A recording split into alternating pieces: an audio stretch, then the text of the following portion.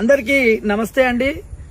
ఈరోజు రెమెడీ ఏంటంటే మనకు ప్రేమించిన వాళ్ళు దక్కక మనోవేదనతోటి చాలా దూరంగా ఉండి మనం ఎన్నిసార్లు చేసినా ఫోన్ లేపకుండా ఉండి మనము ఎన్ని మెసేజ్లు పెట్టినా మనకు రెస్పాన్స్ లేకుండా ఉన్నదా, అట్లా మనకు దగ్గర అయ్యి దూరమైన వాళ్ళ గురించి సింపుల్ గా రెమెడీ చెప్పండి స్వామి, ఇంట్లో చేసుకునేదని చెప్పారు.